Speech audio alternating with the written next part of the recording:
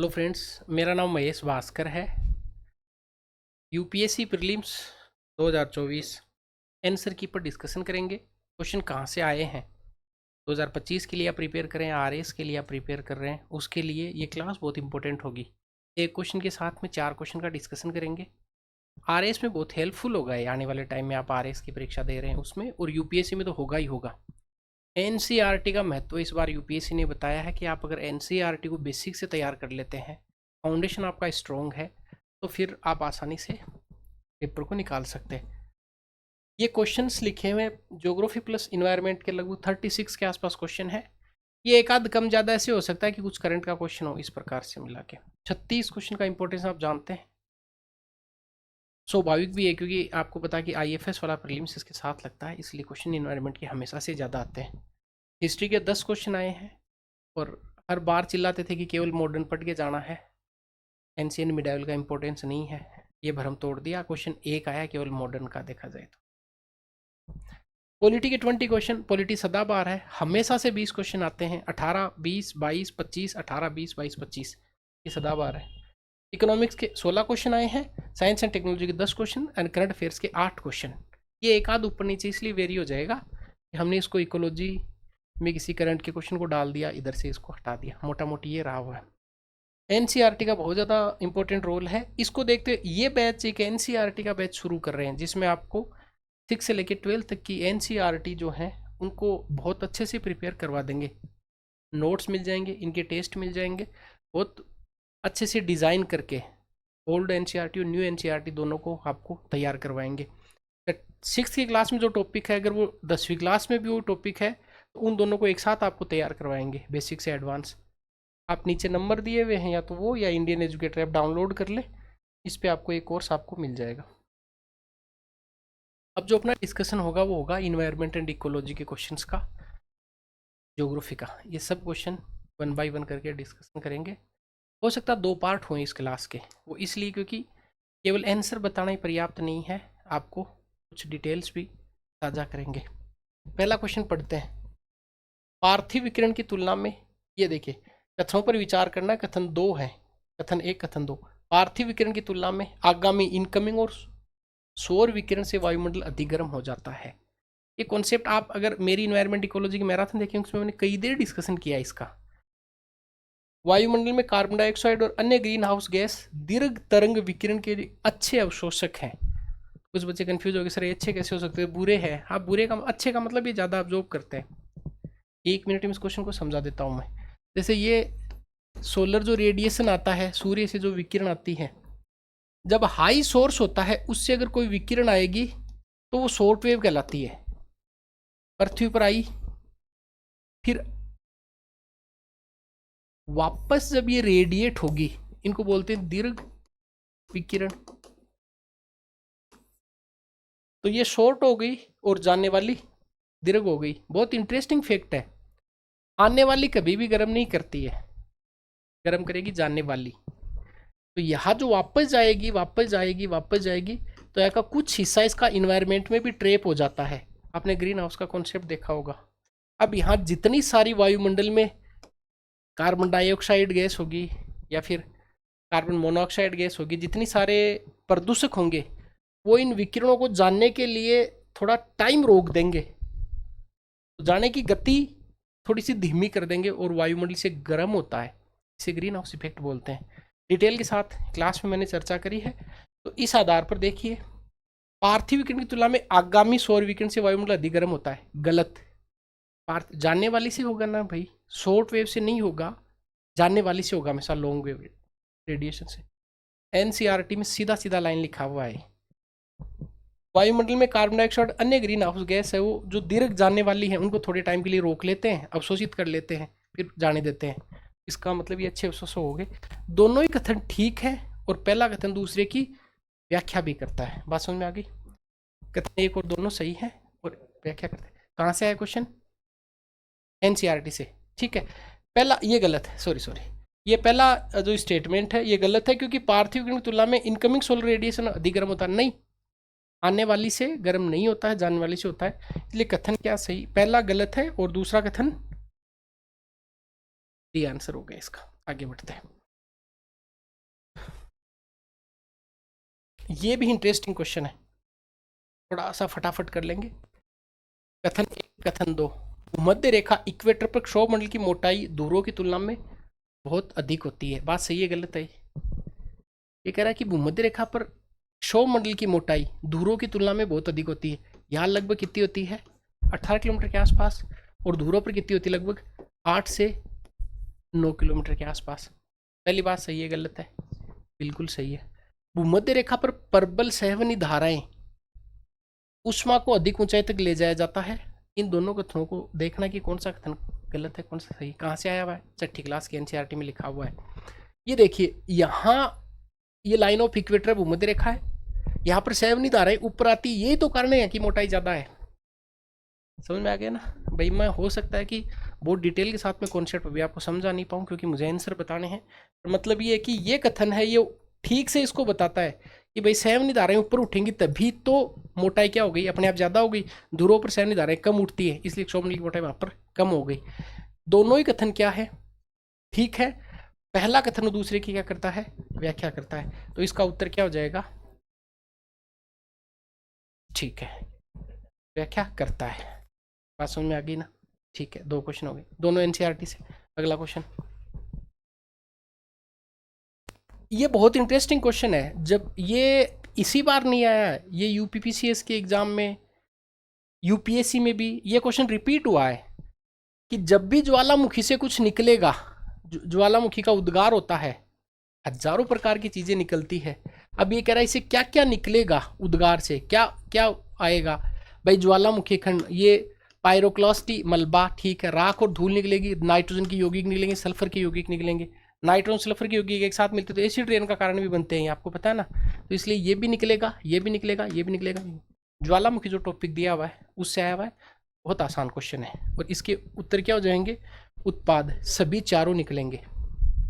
ये यहाँ पे कॉमन सेंस भी लगाया जा सकता था। ये निकल ही रहा, धूल राख निकल रहा है, अगर सल्फर के यौगिक निकल रहे हैं तो ऑब्वियस सी बात है कि नाइट्रोजन के यौगिक भी निकलने, और ये दोनों मिलकर एसिड रेन का कारण बनते हैं, सभी चारों। एनसीईआरटी में ज्वालामुखी वाला टॉपिक है, उसमें लिखा हुआ है कि ज्वालामुखी से निकलने वाले पदार्थ। ये थोड़ा सा क्वेश्चन ठीक है, इसको देखते हैं। क्वेश्चन लिखा, ये भी एनसीईआरटी का ही क्वेश्चन है। जनवरी माह में समतापी रेखाएं जो आइसोथर्मल, आइसोथर्मल कौन सी होती है?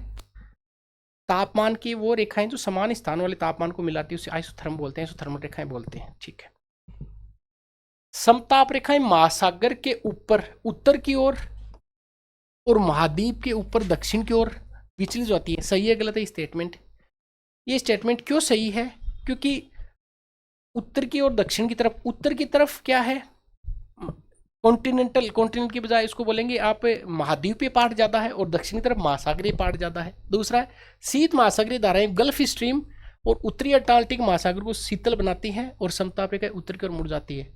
ये देखो गलत कर दिया इसने। गल्फ स्ट्रीम की जो धारा है और उत्तरी अंटार्कटिक की, ये तो गर्म जल धारा है, तो ये ठंडा कैसे बनाएगी? इसका मतलब ये कथन क्या हो गया? गलत हो गया। अगर आपको एक फैक्ट याद था इसमें, तो ये तो वैसे सही हो जाता, और ये इसलिए सही हो रहा है क्योंकि उत्तर की ओर और दक्षिण की ओर महाद्वीपीय और महासागरीय प्रभाव की वजह से मुड़ती हैं। डिटेल तो फिर एनसीईआरटी बैच में अपन बहुत अच्छे से करेंगे इनको 1 बाय 1। तो सेकंड स्टेटमेंट क्या है इसका? गलत है, क्योंकि गल्फ स्ट्रीम की धारा ठंडा नहीं करेगी, वो क्या करेगी? गर्म करती, क्योंकि गर्म जल धारा, इसलिए। तो इसमें कथन सही हो जाएगा केवल और केवल एक। आगे एनसीईआरटी का क्वेश्चन है आगे। निम्नलिखित में से कौन से देश विश्व के 2 सबसे बड़े कोको उत्पादक के रूप में विख्यात है? ये तो द हिंदू में 3 बार आर्टिकल आया, और अपने पत्रिका में भी आया है। तो कोको के उत्पादक देश यहाँ पे लिखा हुआ अल्जीरिया और मोरक्को, मोरक्को नहीं हो सकता इसमें। बोत्सवाना, नामीबिया, नामीबिया नहीं इसमें। मेडागास्कर और मोजाम्बिक और कोट डिआइवरी और घाना। सबसे बड़े कॉफी के उत्पादक देश कौन से हैं? ये कोट डिआइवरी और घाना। फैक्चुअल क्वेश्चन है ये, ल्यूसेंट में भी मिलेगा आपको क्वेश्चन, ठीक है। आसान क्वेश्चन है। तो इसमें उत्तर क्या हो जाएगा इसका? 3, ठीक है। आगे बढ़ते हैं। ये क्वेश्चन कहाँ लिखा हुआ है? ये क्वेश्चन लिखा हुआ है अपवाह तंत्र वाले में। दूसरा ये लिखा हुआ है कि वाणी पब्लिकेशन की एक छोटी सी किताब आती है, उसमें इसकी ट्रिक भी थी, ग घ क ग ऐसे याद करते थे जब पढ़ते थे कि घ ग क ग ऐसे। ये कह रहा कि पश्चिम से नहीं, ग घ ग कै, सॉरी ग घ ग कै। इसमें लिखा हुआ देखिए, पश्चिम से पूर्व की ओर प्रयागराज से अनुप्रवाह में गंगा से मिलने वाली हिमालय की नदियों के संदर्भ में निम्नलिखित में कौन सा अनुक्रम सही है। ये सारे उत्तर की तरफ मिलने वाली नदियां हैं। इसका उत्तर क्या हो जाएगा, पहले गोमती, फिर घाघरा, फिर गंडक और फिर कोसी। ठीक है, कोई ज़्यादा हार्ड प्रश्न नहीं है, बेसिक फाउंडेशन का सवाल है। इसकी ट्रिक क्या है, ट्रिक तो वो मेरे लिए काम कर रही हो सकता है, आपके लिए नहीं करे। ग घ ग क याद रहेगा क्या, आसान क्वेश्चन है, वापस एनसीईआरटी का क्वेश्चन है। आगे बढ़ते हैं, ये देखते हैं, निम्नलिखित कथनों पर विचार कीजिए। कथनिक, चट्टानों के अपक्षय के कारणों में से एक कारण वर्षा है। जो विदरिंग होता है उसमें एक वर्षा, भाई साफ साफ लिखा हुआ है एनसीईआरटी में कि कई प्रकार से अपक्षय हो सकता है। इसमें रासायनिक अपक्षय भी बोलते हैं, जल द्वारा अपक्षय होता है, जैविक अपक्षय होता है, वायु द्वारा अपक्षय होता है। तो इस कथन में तो कोई दिक्कत ही नहीं है। आगे देखते हैं, वर्षा जल के घोल के रूप कार्बन डाइऑक्साइड विद्यमान होता है, कि वर्षा का जो जल होता है उसमें कार्बन डाइऑक्साइड विद्यमान होता है, वर्षा जल के घोल में कार्बन डाइऑक्साइड विद्यमान होता है। ये कैसे संभव हो सकता है। अब वर्षा के जल को कैसा जल मानते हैं, वैसे जनरली अपन कंसीडर करते हैं, कॉमन सेंस लगाते हैं कि प्योर वाटर ऐसा मान के चलते हैं। मान लेते इफेक्ट अपने को नहीं पता था, समझ में आ गया। तो ये जैसे ये क्वेश्चन है, वर्षा जल के घोल में कार्बन डाइऑक्साइड विद्यमान होता है, ये या तो गलत टाइप हुआ ऐसा क्वेश्चन। ठीक है, इस क्वेश्चन की मैं एक बार स्टार लगाता हूँ, इस पर थोड़ा सा डिस्कशन करेंगे, इसके मैं स्टार लगा देता हूँ। और एक कथन और होगा इसमें, तीसरा कथन ये टाइप नहीं हुआ है, इसको थोड़ी देर बाद में ले लेंगे। आगे बढ़ते हैं, आसान क्वेश्चन है, इसको वापस से करें क्योंकि इसमें एक स्टेटमेंट छूट गया, इस पर मैं चर्चा करूंगा। मुझे थोड़ा सा आपको एक कॉन्सेप्ट भी बताना है यहाँ पे। आगे, निम्नलिखित देशों पर विचार कीजिए। देखिए क्वेश्चन है, ये मैप का क्वेश्चन है, मैप का, और इसमें पूछा है कि निम्नलिखित देशों में उत्तरी समुद्र, अब ये उत्तरी समुद्र थोड़ा अटपटा लग रहा है देखने में, नॉर्थ सी जो है, नॉर्थ सी, आपने मैप में देखा होगा नॉर्थ सी बड़ा सा, चारों देश इस पे लगे हुए हैं, कंट्रीज लगे हुए हैं। ये कह रहा है कि कौन से देश है जो इसके साथ में नहीं लगे हुए हैं। तो फिनलैंड नहीं है, और रूस तो इधर रह जाता अगर आपको मैप में याद आ रहा, तो रूस भी नहीं है, नॉर्वे की सीमा लगती है और जर्मनी की सीमा लगती है। अब ये कह रहा है कि कौन साथ लगती है, कितने देशों की, केवल एक, केवल दो, केवल तीन, सभी चार। ऐसे क्वेश्चन यूपीएससी ने लास्ट ईयर से ऐसा ट्रेंड किया है, पर ये कोई ज़्यादा अच्छा नहीं माना जा रहा है। इसमें अगर आपको उत्तर नहीं पता, केवल ऐसा पता है कि कोई दो की लग रही है, कोई एक की लग रही है, तो इसको ठीक कर लेते हैं। तो यहाँ पे उत्तर क्या हो गया, केवल दो। यहाँ पे केवल दो का मतलब जर्मनी नहीं है, कह रहा केवल दो देश, कौन से, जर्मनी और नॉर्वे। मैप का बेसिक क्वेश्चन है जिसको आप सही कर सकते हैं। अगला क्वेश्चन देखते हैं, ल्यूसेंट में लिखा हुआ है क्वेश्चन, एनसीईआरटी में भी लिखा हुआ है क्वेश्चन, हो सकता है कि डायरेक्टली नहीं मिले पर है ये। इसमें कह रहा है कि ये जलप्रपात है, क्षेत्र है और नदी है। कौन सा जलप्रपात, कौन सी नदी पर और कौन से क्षेत्र में है। पहला है धुआंधार, ये धुआंधार आपने पक्का पढ़ा कि नर्मदा पर है, जबलपुर में, ये लाइन फिक्स है, धुआंधार नर्मदा जबलपुर याद करते हैं। और इन्होंने क्या लिखा है, ये मालवा, तो भाई मालवा तो नहीं, इसका क्षेत्र नहीं मैच कर रहा है। दूसरा हुंड्रू, हुंड्रू जलप्रपात, छोटा नागपुर, सुवर्णरेखा, इन्होंने मैच दिया है। हुंड्रू है, छोटा नागपुर में है, और स्वर्णरेखा आपने पढ़ा हुआ कि छोटा नागपुर का पठार जो स्वर्णरेखा गुजरती है ना। जो हो गया गरसोप्पा, ये कहां पे है, पश्चिमी घाट, नेत्र नहीं, सारावती नदी। अब ये कह रहा है कि कितनी पंक्तियां सही सुमिलित हो रही है, यहाँ तो केवल एक पंक्ति सही सुमिलित हो रही है। आरएस में क्या पूछेगा, आपको सीधा पूछ लेगा कि हुंड्रू जलप्रपात कहाँ पे है, छोटा नागपुर, स्वर्णरेखा नदी। इधर जो गया गरसोपा, ये पश्चिमी घाट, और ये नदी कौन सी है, सारावती, जो कर्नाटक का है, कर्नाटक आपने पढ़ा होगा। ठीक, तो आसान क्वेश्चन है, ऐसा भी कोई नहीं कि बहुत ज़्यादा ट्रिकी है, हो जाएगा। अगला देखते हैं क्वेश्चन, ये क्वेश्चन है, ये अच्छा क्वेश्चन है, कॉन्सेप्ट बेस्ड क्वेश्चन है, इसको अपन थोड़ा सा 1 मिनट के लिए सीख लेते हैं। निम्नलिखित सूचना पर विचार कीजिए। क्षेत्र दे रहा है, पर्वत श्रृंखला, ये श्रृंखला आप थोड़ा सा से लिखेंगे, श्रृंखला और पर्वत का प्रकार की कौन सा पर्वत है। देखिए जनरली आपने ज्योग्राफी में एनसीईआरटी में ये पढ़ा होगा कि पर्वत मुख्यतः कितने टाइप के अपन यहाँ पे पढ़ रहे हैं, 3 टाइप के। पहला पर्वत कौन सा हो गया, वलीत पर्वत। दूसरा पर्वत कौन सा हो गया, बरसोच या हॉर्स पर्वत। और तीसरा हो गया ज्वालामुखी पर्वत। भाई आपको पता है कि वलीत पर्वत कब होते हैं, जब 2 प्लेट आस पास पास पास में आती है। वलीत पर्वत का सबसे अच्छा एग्जाम्पल कौन सा, अपना हिमालय है, फिर इधर यूरेशियन और इंडियन प्लेट अगर मिल रही है तो फिर हिमालय का निर्माण हुआ। बरसोच पर्वत कौन सा है कि 2 भाग अगर एक खंड नीचे चला जाता है तो बरसोच पर्वत का निर्माण होता है। और ज्वालामुखी क्रियाओं से ज्वालामुखी पर्वत का निर्माण होता है। भारत का जैसे पश्चिमी घाट है वो किसका उदाहरण है, ये बरसोच का उदाहरण है, नीचे धंसने की वजह से। हिमालय किसका उदाहरण है, हिमालय पहले का वलीत पर्वत का उदाहरण है। और ज्वालामुखी पर्वत, अब यहाँ पे कह रहा है कि कौन से सुमेलित है, कौन से के साथ सुमेलित नहीं है। पहला देखो, मध्य एशिया वासजेस वलीत पर्वत, ये सही है गलत है स्टेटमेंट, ये गलत है। क्यों गलत है, ये जो पर्वत श्रृंखला ये वलित नहीं है। वासजेस कैसा है, ये बरसोच पर्वत है और ये फ्रांस और जर्मनी में है। तो मध्य एशिया नहीं, ये कहां पे है, फ्रांस और जर्मनी। इनको आप नोट भी कर लें। अगला दे रहा है यूरोप आल्प्स बरसोच ब्लॉक पर्वत, सही है गलत है स्टेटमेंट, ये स्टेटमेंट गलत है। इसका कारण क्या है, ये पर्वत कैसा है, वलित पर्वत है। और ये कहां पे स्थित, आल्प्स कहां पे है, यूरोप में स्थित नहीं है। उत्तरी अमेरिका अप्लेसियन और वलित पर्वत, ये स्टेटमेंट सही है। और दक्षिणी अमेरिका एंडीज वलित पर्वत, ये स्टेटमेंट सही है। तो कितनी पंक्तियां सुमेलित हो रही हैं, 2 पंक्तियां। उत्तरी अमेरिका आल्प्स अप्लेसियन पर्वत वलित पर्वत का उदाहरण है, और दक्षिणी अमेरिका का एंडीज है जो कि वलित का है।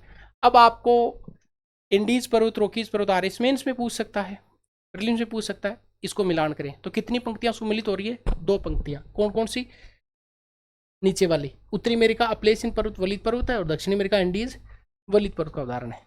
किसी में क्षेत्र गलत हो गया, किसी में पर्वत का उदाहरण गलत हो गया। कितने टाइप के पर्वत देखे परीक्षा में, तो 3। पहला कौन सा है, वलित पर्वत है। दूसरा कौन सा, ज्वालामुखी। और तीसरा बरसोच है।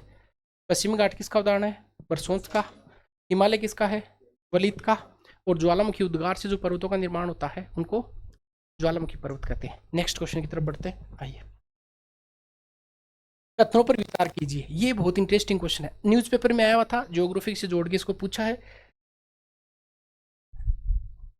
निम्नलिखित विमानपत्तनों पर विचार, विमानपत्तन क्या होते हैं, ये डॉकयार्ड्स, बंदरगाह। ये कह रहा है कि डोनी पोलो विमानपत्तन, ये मैं ठीक से याद करूँ अरुणाचल प्रदेश में है, ईटानगर में, अरुणाचल प्रदेश।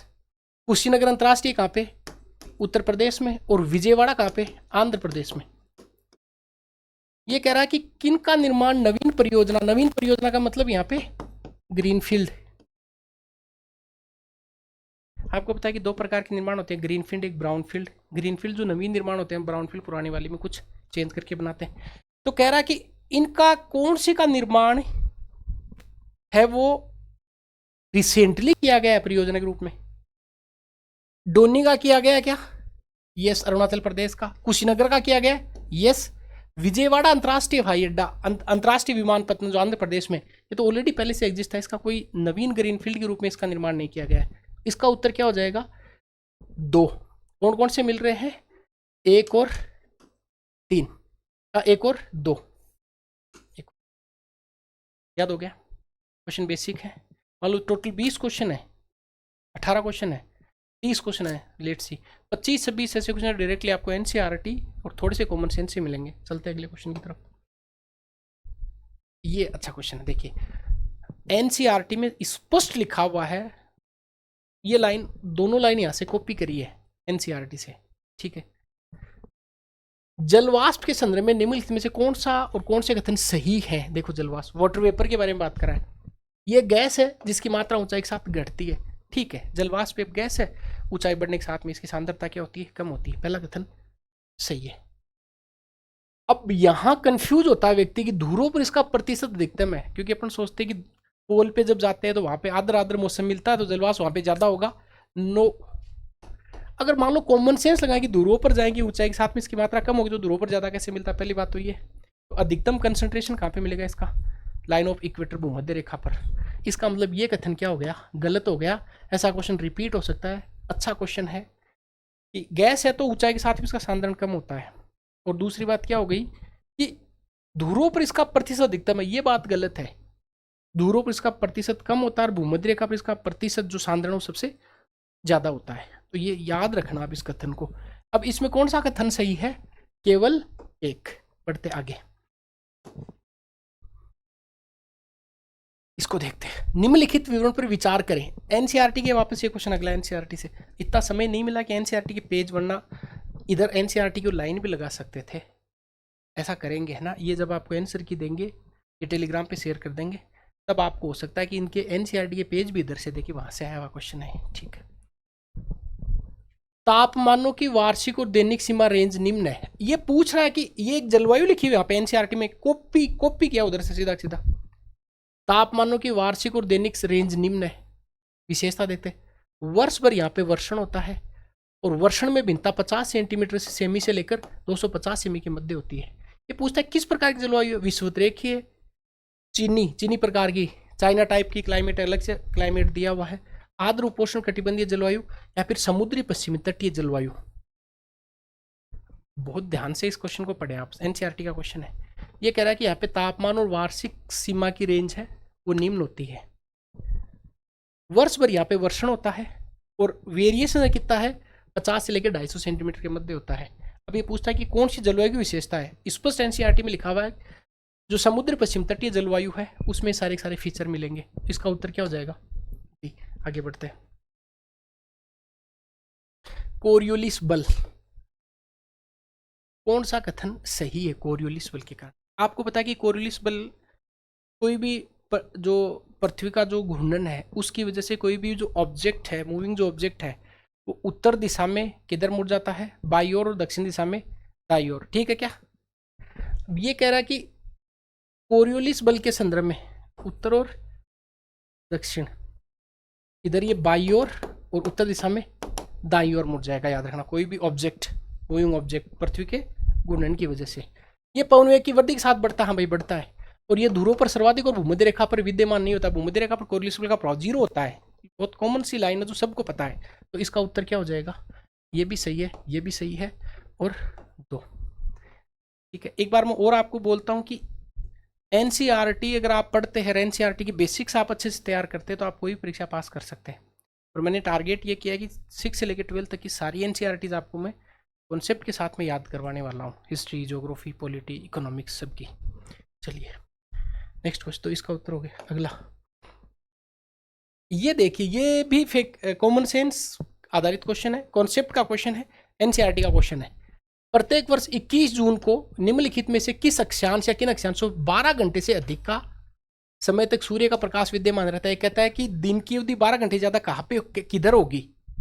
कब? 21 जून को। अब आपको पता है कि साहब 21 जून को सूर्य कर्क रेखा पर सीधा चमकता है। तो कर्क रेखा के ऊपर वाले जितने हिस्से हैं, कर्क रेखा के ऊपर जो एरिया आएगा उन सब में दिन की अवधि 12 घंटे से ज्यादा हो जाएगी। समझ में आ गई ना बात? अब देखिए इसमें उत्तर काटो। भूमध्य रेखा, कर्क रेखा, मकर रेखा और उत्तरी ध्रुवीय आर्कटिक वर्ग। कॉमन सेंस लगाना है भाई। कर्क रेखा पर चमक रहा, फिर मकर रेखा पर कैसे चमकेगा? वो तो नीचे चली गई, नहीं हो सकता। तो 3 तो बिल्कुल नहीं हो सकता इसमें। फिर इधर भूमध्य रेखा देख लो, भूमध्य रेखा किधर है? इसके नीचे की तरफ है कर्क रेखा के, इसका मतलब ये भी नहीं हो सकता। ये तो है ही है। उत्तरी ध्रुवीय आर्कटिक वर्ग ये 66.5 है।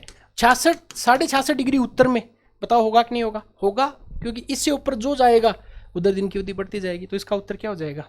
ऑब्वियस सी बात है। सही उत्तर का चयन करें। कौन कौन से सही हो जाएंगे? 2 और 4। समझ में आ गया क्या बात? कर्क रेखा पर सीधा चमकेगा, उत्तर के वाले सारे एरिया हैं उसमें 12 घंटे से ज्यादा का होगा। तो कॉमन सेंस क्वेश्चन इसको काट के कर सकते हैं। लेकिन जब यहाँ आता तो बहुत आसान लगता है, परीक्षा में हार्ड लगता है पेपर, है ना? यहाँ तो ये हो जाता है, ये कर देते हैं, तुमने ये क्यों नहीं पढ़ा, ऐसा बोलते हैं। इसको समझे, ये फैक्चुअल क्वेश्चन है। आता तो आता, नहीं आता तो नहीं आता है। निम्नलिखित क्षेत्रों में से एक विश्व की सबसे बड़ी उष्णकटिबंधीय पीठभूमि वेटलैंड के बारे में पूछ रहा है, जो जीवाश्म ईंधन से होने वाले लगभग 3 वर्ष के वैश्विक कार्बन उत्सर्जन को धारण करता है और जिसके संभावित विनाश से वैश्विक जलवायु पर प्रतिकूल प्रभाव पड़ सकता है। निम्नलिखित में से कौन सा उस क्षेत्र को घोषित करता है? अमेजन बेसिन ना, इकेरी बेसिन ना, रियो डे प्लांटा बेसिन ना। तो कौन सा उत्तर हो जाएगा? Congo basin. पीठभूमि वाला क्वेश्चन है। आता है तो आता, नहीं आता तो आगे बढ़ सकते हैं, कोई सारे करने जरूरी थोड़ी होते हैं, समझ गए ना। इसका उत्तर क्या हो जाएगा? कांगो बेसिन, पीठभूमि क्षेत्र। अगला अच्छा क्वेश्चन है, इन्वायरमेंट एंड इकोलॉजी का क्वेश्चन है, ध्यान से पढ़ते हैं। थोड़ा सा कॉमन सेंस लगाते सवाल हो जाता है। इसमें लिखा हुआ कि कई उपभोक्ता उत्पादों के निर्माण के लिए प्रयुक्त होने वाला परफ्लोरोक्लेरिक और परफ्लोरोक्लिक पदार्थों PFS के नाम से इसको जानते हैं के संदर्भ में कथनों पर विचार करना है। PFS पेयजल, खाद्य और खाद्यान्न पैकेजिंग सामग्रियों में व्यापक रूप से पाए जाते हैं। Yes, particles. PFS पर्यावरण में आसानी से निम्नीकृत नहीं होते हैं, डिग्रेड नहीं होते, इसलिए तो पोल्यूशन का कारण बन रहे हैं ये। और PFS के लगातार संपर्क के परिणाम स्वरूप जंतुओं के शरीर में क्या हो जाता है? जैव संचय, बायो एक्यूमुलेशन। सुना होगा आपने कॉन्सेप्ट बायो एक्यूमुलेशन का, छोटा संचय, ज्यादा संचय, ज्यादा संचय, ज्यादा संचय, उसको बायो एक्यूमुलेशन बोलते हैं। देखिए, अगर आप इसको कॉमन सेंस से हल करें, हालांकि यहाँ कॉमन सेंस ज्यादा लगता है, पेपर में कम लगता है, उधर जाते हैं तब तो ऐसा पढ़े, इस कथन से ये कथन, इस कथन से ये कथन जुड़ा हुआ है। एग्जामिनर ने सीधा कोई साइट से कॉपी करी, सीधा क्वेश्चन डाल दिया है कि भाई हाँ, इनमें व्यापक रूप से प्रयोग होता है, ये पर्यावरण में डिग्रेड नहीं होते हैं, जैव एक्युमुलेशन बायो संचयन का कारण बनते हैं। सारे कथन क्या हो गए इसमें? सही हो गए, 1, 2 और 3। सीधा क्वेश्चन है, सही हो भी सकता है आपका, नहीं भी हो सकता है, पर हाँ थोड़ा सा कॉमन सेंस लगाते, एक कथन को पकड़ते तो दूसरा कथन इससे जुड़ा हो, तीसरा एग्जामिनर ने कोई परिवर्तन इसमें नहीं किया है। विचार कीजिए। देखिए, ये क्वेश्चन टिपिकल कैटेगरी का क्वेश्चन है, हार्ड सवाल है। ये कह रहा है विचार करें, ये है केराविड बीटल्स, कांतर्स को सेंटीपीड्स बोलते हैं, मक्खिया, दीमक और बर जो वास्प बोलते हैं। उपयुक्त जीवों में कितने प्रकार के परजीवी जातियां पैरासाइट स्पीसीज पाई जाती है? ये आता है तो आता, नहीं आता तो नहीं आता है, टफ सवाल है। इसको किस आधार पर कर सकते हैं कि भाई दीमक का नहीं पता है कि दीमक है या नहीं, एक आप देख सकते हैं कि दीमक है या नहीं, दीमक का तो नहीं ध्यान है। आप गूगल करेंगे तो केराविड बीटल्स मिल जाएगा, सेंटीपीड्स मिल जाएगा, वास्प मिल जाएगा। मतलब ये अगर मक्खी की कैटेगरी आ रही है तो वास्प के बर क्या होती है, वास्प क्या होती है, इसको तितैया बोलते हैं, ये और ये। दीमक का नहीं पता, दीमक का नहीं पता तो टोटली स्टेटमेंट कितने हैं? ये 5 है, तो सारे 5 तो नहीं है, हालांकि फिर भी स्टार लगाने वाला क्वेश्चन है, पर सारे 5 के 5 तो नहीं है, तो कितने कितने हो जाएंगे इसमें भाई? पर सेंटीपीड्स में तो बहुत सारे सेंटीपीड्स आ सकते हैं फिर, राइट। इसका उत्तर मेरे अनुसार क्या होना चाहिए? बीटल्स, मक्खियां और बर। तो इसका उत्तर क्या हो जाएगा? केवल 3, क्योंकि सेंटीपीड्स कितने हो सकते हैं, उनकी कोई कैटेगरी थोड़ी है, राइट। नेक्स्ट, पौधों पर विचार करें। विचार ही नहीं करना है, उत्तर भी देना है इसका। मूंगफली, कुल्थ इसको हॉर्स ग्राम बोलते हैं, और सोयाबीन। ये कह रहे हैं कि ये मटरकुल कौन सी फेबेसी फैमिली होती है क्या? मटर तो अपने आप में एक मटरकुल फैमिली है, ये मटरकुल भी किस में आता है? फेबेसी फैमिली में आता है, जो लिग्मिस्ट टाइप के प्लांट होते हैं। अब ये कह रहा है कि इन पर विचार करना है, और कौन से मटरकुल की फैमिली के हैं ये? तो मटरकुल का सोयाबीन तो है, मूंगफली भी है, कुल्थी है क्या? हॉर्स ग्राम, इसको कौन सी उड़द बोलते हैं क्या? हॉर्स ग्राम, मूंगफली, सोयाबीन, ये कौन सारे के सारे कौन से कुल में आ जाएंगे? मटर कुल में। और मटर कुल की कौन सी फैमिली है ये? फेबेसी फैमिली, ठीक है। इसका उत्तर क्या हो जाएगा?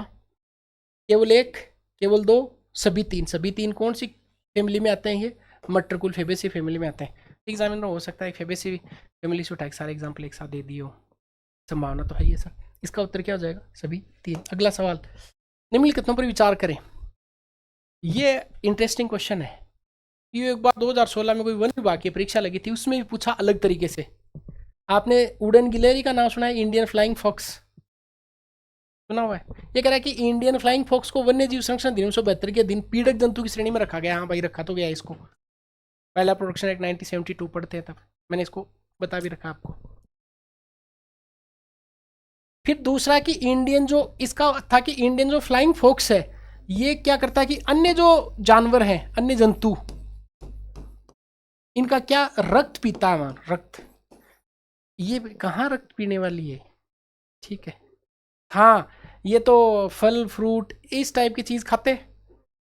हाँ जो शहद वगैरह वो खा लेते हैं, फल खा लेते हैं। इसका मतलब ये तो फिर बहुत खतरनाक हो गया, अन्य अन्यों का खून पिएगा तब तो ये वो रक्त पिपासु थोड़ी ना है ना। तो दूसरा कथन क्या हो गया इसमें, गलत हो गया। तो कौन सा कथन सही है इसमें, केवल और केवल कथन 1 सही है और कथन 2। एक बार ये पूछा था 2016-13 के आसपास कि जो उड़न गिलहरी होती है ये कब देखी जाती है। अगर आपको उड़न गिलहरी देखने का शौक है, कब देखोगे उसको, शाम के टाइम में देखी जाती है उड़न गिलहरी का। ऐसा क्वेश्चन था इस प्रकार का, तब मुझे क्लिक हुआ उधर से। तो कोई रिपीट, सिकाडा, ये अच्छा क्वेश्चन है। सिकाडा बोटनी का क्वेश्चन है, राइट। सिकाडा जिसको साइकेडा बोलते, मंडूक फुडक जो फ्रॉग होपर बोलते, और ताल विसर्पी पॉन्ड स्केटर, ये क्या है, पक्षी है, मत्स्य है, कीट है, सरीसृप। जिन्होंने कॉमन सेंस लगाया उन्होंने ये लगाया पॉन्ड स्केटर, तो पॉन्ड में रहने वाली मछलियां, जो कि गलत है।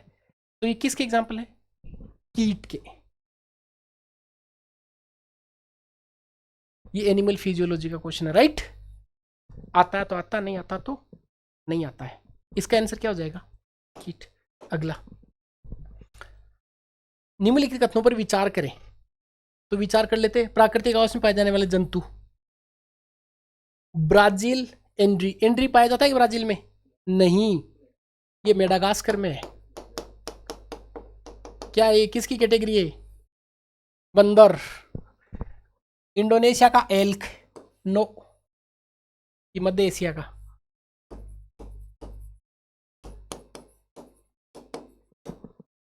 मेडागास्कर बोनोबो, कांगो में। इतनी मेहनत करवा के सारे के सारे कथन क्या हो गए इसमें, गलत। इनमें से कोई सा भी सही नहीं है, याद रहेगा। अगला, ये वापस देखो प्रचार आ गया, इस बैच को ज्वाइन कर लो, खूब फायदा होगा। अगली बार ऐसा कोई मिस्टेक नहीं होगी, सारी एनसीईआरटी कॉन्सेप्ट के साथ में मैं याद कराऊंगा, जबकि टेस्ट लेंगे आपको बहुत बढ़िया तरीके से। मैं बीच में लगा ही दिया है ना क्वेश्चन के बाद कि भूल नहीं जाए बच्चे। आज से आप च्युइंगम खाएंगे नहीं, है ना, क्यों नहीं खाएंगे। देखिए, बाजार में मिलने वाले अनेक च्युइंगम गम पर्यावरणीय प्रदूषण का स्रोत मानी जाती है। कॉमन सेंस की बात है कि च्युइंगम है तो पर्यावरण प्रदूषण स्रोत कारण। कैसे बनाते पता नहीं, क्या प्लास्टिक रबर डालते हैं, इसमें क्या डालते हैं।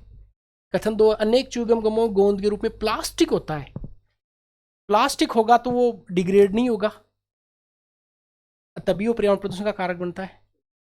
चबाते रहो उसको, तभी वो, बस वो चबाते जाओ उसको। अब ये कह रहा है कि कौन सा कथन सही है।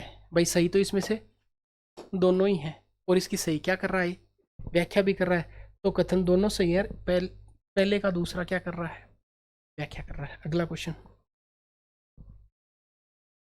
ये अच्छा क्वेश्चन है।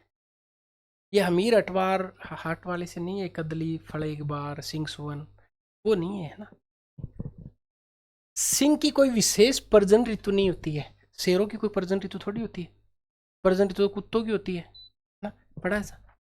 अधिकांश अन्य बड़ी बिल्लियों से भिन्न चित्ता दहाड़ता नहीं है। ये अन्य बिल्लियां क्या है, ये कैट जो फैमिली है उसमें सारे के सारे आते हैं। ये प्यूमा वाला निशान देखा होगा। तो चित्ता नहीं, क्या चित्ता दहाड़ेगा नहीं, दहाड़ने का काम किसका है, शेर दहाड़ेंगे। अगला कि नरसिंह से भिन्न नर तेंदुए गंध चिन्ह द्वारा अपना क्षेत्र घोषित करते हैं, लिखा हुआ था एग्जामिनर, इसमें जानबूझ के नहीं फंसाया, नहीं करते, ठीक है। इसमें आपने मार्क शुरुआत में देखा होगा, इनके हैबिटेट कैसे तय करते हैं ये। तो ये कि गंध चिन्ह द्वारा अपना क्षेत्र घोषित नहीं करते हैं, ये हैबिटेट जो बनाते हैं अपना, या यूरिन से या फिर गंध से, पगमार्क से, ऐसे बनाते हैं अपना। तो नरसिंह से भी नर तेंदुए भी ऐसा काम करते। तो इसका मतलब स्मेल से करते हैं जानबूझ के, ये नहीं डाला गया इसमें, ये कथन तो हो ही नहीं सकता। चिता ये ठीक है, और प्रजनन ऋतु नहीं होती है, तो तीनों तो सही नहीं है। तो कौन कौन से सही हो गए? फर्स्ट और सेकंड सही हो गए। तो याद रखिए ये शेरों की कोई प्रजनन की ऋतु नहीं होती है ना। अगला, अब ये आता है तो आता, नहीं आता तो नहीं आता है। ये लिखा हुआ कि निम्नलिखित में से कौन सा 100 मिलियन किसानों का सही विवरण। इसको जब गूगल किया तो ये पहला ही उत्तर है इसका। ये नेट शून्य कार्बन प्रकृति सकारात्मक खाद्य और जल प्रणालियों की ओर संक्रमण को करने के लिए एक मंच का लक्ष्य किसानों को पुनरुत्थानशीलता में वृद्धि करना है। तो इसका उत्तर क्या हो जाएगा सही? एक। इसको थोड़ा आप देख के जाना, आरएस के लिए भी आ सकता है। 100 मिलियन किसान प्रोग्राम क्या है? ये वर्ल्ड इकोनॉमिक फोरम का एक प्रोग्राम है शायद, याद रखेंगे इसको, वर्ल्ड इकोनॉमिक फोरम। ये विचार करना, ऐसे सवाल आरएस में भी आते हैं, यूपीएससी में भी आते हैं। ये कह रहा है कि निम्नलिखित पर विचार करें। बैटरी भंडारण, बायोमास जनरेटर, ईंधन सेल, रूफटॉप और प्रकाश वोल्टिक फोटोवोल्टिक यूनिट और रूफटॉप और प्रकाश वोल्टिक यूनिट। अब ये कह रहा है कि कौन सा भंडारण युक्ति है एक। हाँ ये डबल कॉपी हो गया। डिस्ट्रीब्यूटिंग एनर्जी रिसोर्सेस, ये डिस्ट्रीब्यूटिंग एनर्जी रिसोर्सेस क्या होते हैं? ऐसे क्षेत्र जहाँ पे मतलब एनर्जी की स्केर्सिटी हो, कमी हो, और वहाँ आप ऊर्जा का सोर्स अगर क्रिएट करना चाहते हैं तो उसके लिए डिस्ट्रीब्यूटिंग एनर्जी रिसोर्सेस काम में लेते हैं। और बैटरी भंडारण है, बैटरी स्टोरेज है, बायोमास जनरेटर है, ईंधन सेल है, रूफटॉप और प्रकाश वोल्टिक यूनिट है, ये सारे के सारे किसके सोर्स हो गए? ये डिस्ट्रीब्यूटिंग एनर्जी रिसोर्सेज के। ये सवाल आता है तो आता, नहीं आता तो नहीं आता। इसका मतलब सभी चार। आगे बढ़ते हैं, कहाँ का क्वेश्चन आया है? बोटनी से। सीधा सीधा क्वेश्चन, कौन सा वृक्ष एक ऐसे कीट के साथ एक अद्वितीय संबंध को दर्शाता है जो इस वृक्ष के साथ एक अद्वितीय संबंध को दर्शाता है जो इस वृक्ष के साथ सह विकसित हुआ है, और वह एकमात्र कीट है जो इस पेड़ को परागित कर सकता है? अंजीर। ये इन्वायरमेंट एंड इकोलॉजी में है। अंजीर, अंजीर का पोलिनेशन होता है विशेष कीट के द्वारा होता है, उसका नाम मुझे ध्यान में नहीं है। तो महुआ है, चंदन है, सिल्क कॉटन है। इसके चार ऑप्शन दिए हुए हैं, इसका आंसर क्या हो जाएगा? अंजीर। सिम्बायोसिक एसोसिएशन आपने देखा होगा। सिम्बायोसिक एसोसिएशन क्या होता है? इसमें दोनों को फायदा होता है, दोनों प्लस प्लस होते हैं, इसको सिम्बायोसिक एसोसिएशन बोलते हैं। ठीक है, जैसे कोरल रीफ का एग्जाम्पल अपन पढ़ते हैं। ठीक है, जो जुंजेथलाई के साथ में एक सिम्बायोसिक एसोसिएशन करता है, उसको आवाज़ देता है, वो उसको खाद्यान्न वगैरह उपलब्ध करवाता है। इसका उत्तर हो जाएगा अंजीर। विचार, तितली, मत्स्य, मेंढक, ये सही में कॉमन सेंस का क्वेश्चन है। ये कह रहा है कि तितली, मछली और मेंढक, इनमें से एक विषाक्त में पॉइजनस स्पीसीज, विषाक्त जातियां किसकी पाई जाती है? यार एक कॉमन सेंस लगाते हैं, 1000 प्रकार के मेंढक होंगे, हजारों प्रकार की, लाखों प्रकार की मछलियां हो सकती है, लाखों प्रकार की तितलियां हो सकती है, हजारों प्रकार की। अब क्या पता आज पेपर बनाया कल अखबार में आ जाएगी मेंढक की जहरीली प्रजाति खोजी गई। समझ आएगी ना बात? ये तो ऐसे क्वेश्चन चैलेंज नहीं होते हैं। ऐसे क्वेश्चन चैलेंज हो जाते हैं तो एग्जामिनर इसमें क्या करता है? रिस्क नहीं लेता है। दुनिया में सारी तितली आपने खोज ली क्या? दुनिया के सारे मेंढक आपने खोज लिए? दुनिया की सारी मछलियां जितने सागरों महासागरों में थी सबको खोज ली?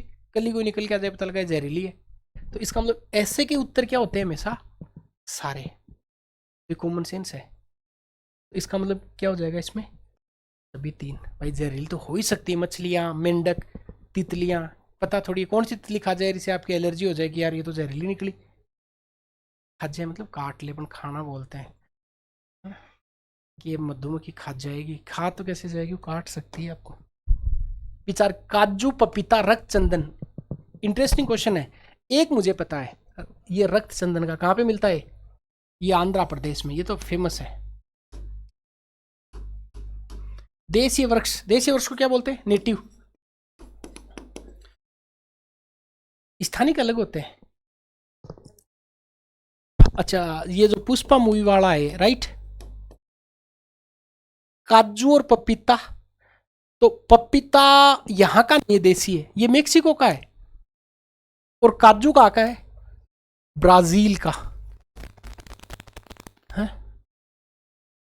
डच कंपनियां काजू, तो ये ब्राजील का हो गया। पपीता मेक्सिको का, और रक्तचंद्र अपना आंध्र प्रदेश का। तो यहाँ पे कह रहा कि देश ये कौन सा है।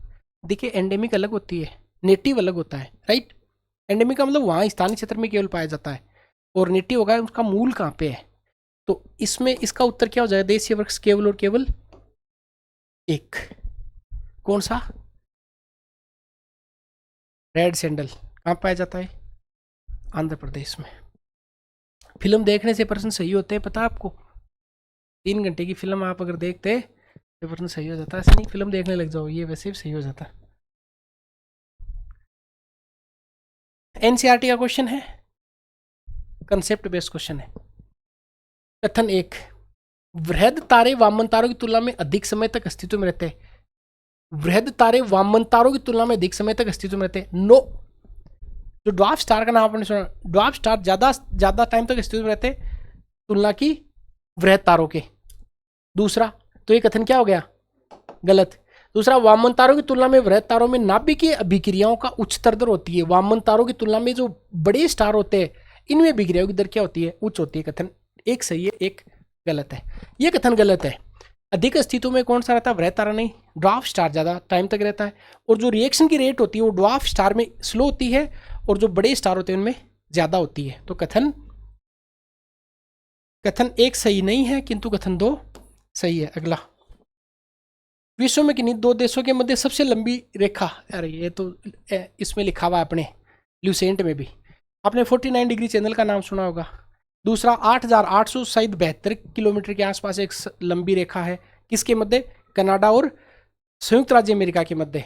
और सबसे इंटरेस्टिंग बात है, यहाँ पे कोई सेना वेनार इतने तामझाम नहीं लगा रखे जितने अपने मैकमोहन रेखा या रेड क्लिफ पे लगा रखे हैं। ये बहुत जोरदार रेखा है, ठीक है।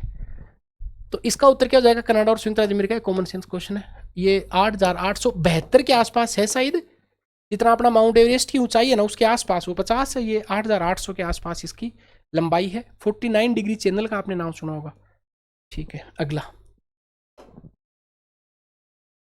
निम्नलिखित कथनों पर विचार कीजिए। ये न्यूज़पेपर में आया था।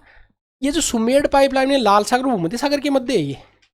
तो यहाँ पे लिखा एक कथन तो पता है कि सुमेड़ पाइपलाइन लाल सागर और भूमध्य सागर को जोड़ती है। लाल सागर भूमध्य सागर को जोड़ने वाली पाइपलाइन का क्या नाम है? ये सुमेड़ पाइपलाइन। सुमेड़ पाइपलाइन यूरोप को जाने वाले फारस की खाड़ी के तेल और प्राकृतिक गैस शिपमेंट के लिए एक रणनीतिक मार्ग है। हो सकता है ऐसा, कॉमन सेंस लगाएं तब। कथन दोनों क्या? कथन सही है, अगर परीक्षा में करें तो कॉमन सेंस लगाएं। ये तो बेसिक बात है। सुमेड़ पाइपलाइन लाल सागर और भूमध्य सागर को जोड़ती है। ऊपर वाला, सुमेड़ पाइपलाइन यूरोप को जाने वाले फारस की खाड़ी के तेल और प्राकृतिक गैस रणनीतिक मार्ग का काम करता है। दोनों कथन क्या हो गए? सही। तो कथन 1 और कथन दोनों सही है, और इसकी व्याख्या भी कर रहा है। इन कथनों पर विचार। लाल सागर में किसी भी रूप में बहुत कम वर्षण होता है। ये देखिए, एक आर्टिकल छपा था द हिंदू में, उसमें लाल सागर को लेकर कुछ चिंता भी जाहिर करी थी। असल में देखा जाए तो लाल सागर का जो एरिया है वहाँ पे वो डिजर्ट से सराउंडिंग है, तो वहाँ पे कोई रिवर नहीं है। तो रिवर नहीं है, तापमान ज़्यादा है, वर्षण ज़्यादा हो रहा है, तो उसमें क्या हो जाएगा? लवणता भी बढ़ती है, तो सैलिनिटी बढ़ रही है उसमें, ठीक है। और एक पक्का क्वेश्चन, लाल सागर भूमध्य सागर वाला एरिया है, इससे पक्का क्वेश्चन आता है इस एरिया से, इस मैप के टोपोग्राफी से। तो कह रहा है कि लाल सागर में किसी भी रूप में बहुत कम वर्षण होता है, प्रेसिपिटेशन होता है, वरना तो फिर वहाँ पे खूब प्रेसिपिटेशन होगा, तो फिर सैलिनिटी घट जाएगी, ज़्यादा पानी आ जाएगा तब। लाल सागर में नदियों से जल प्रवेश नहीं होता है, ये आपको मैंने बता दिया, क्योंकि रिवर और फ्रेश वाटर के सोर्स होती है, तो यहाँ पे नदियाँ नहीं। आपको बताएगी डिजर्ट वाला एरिया ज़्यादा सराउंडिंग है। तो कथन में कौन सा कथन सही है? तो सही तो दोनों ही है, कथन 1 और कथन 2। इसको करने की जरूरत नहीं थी, लिखा हुआ एनसीईआरटी में भी है। और ये आप 4 ऑप्शन पढ़ते हैं उसको ठीक कर देंगे। ये लिखा होगा कि पर्यावरण संरक्षण एजेंसी के अनुसार निम्नलिखित में से कौन सा सल्फर डाइऑक्साइड उत्सर्जन का सबसे बड़ा स्रोत है? SO2 सबसे ज़्यादा उत्पन्न कहाँ से होती है? अपन रोज चिल्लाते हैं कि ये जो जीवाश्म विद्युत संयंत्र है ना अपने जीवाश्म ईंधन वाले, इनको बंद कर दो। ये कितना सल्फर पर्यावरण में छोड़ते होंगे। इसलिए हमेशा चर्चा किसकी चलती है कि इनको रिप्लेस करो ताप संयंत्रों को, इसलिए अपन नए फिर ऑप्शन की तरफ तलाश करते हैं। ये कह रहा है कि सबसे बड़ा स्रोत क्या है, सबसे बड़ा स्रोत तो जीवाश्म ईंधन का उपयोग करने वाले विद्युत संयंत्र हैं। बात समझ में आ गई। और SO2 NO2 किसका कारण बनता है, एसिड रेन का, पर्यावरण को बहुत ज्यादा प्रदूषित करता है। कॉमन सेंस का क्वेश्चन। सोहेल, ये सोहेल क्षेत्र कहाँ पे, सारा जो मरुस्थल है इसका दक्षिण वाला पार्ट उसको सोहेल क्षेत्र बोलते हैं। ये आपके माली है, बुर्किना फासो वाला जो एरिया है, यहाँ पे क्या मामला कुछ ना कुछ चलता ही रहता है। हाल ही में साहिल क्षेत्र में कई देशों में सैन्य कब्जा तक था पलट वहां से, ठीक है, अखबार में पढ़ा भी होगा आपने। ये तो अपने देसी अखबार पत्रिका भास्कर वाले ही देते हैं ऐसी न्यूज़ तो, ठीक है। तो ये सोहेल क्षेत्र ऐसा पूछ लेगा आरएस में कि सोहेल क्षेत्र कौन सा क्षेत्र कहलाता है, सारा रेगिस्तान का सर्दन पार्ट कहलाता है। ये कह रहा है कि कौन सा कथन सही है, सही तो दोनों ही है, कथन एक और कथन दो सही है। इसकी क्या करता है व्याख्या। अगला क्वेश्चन,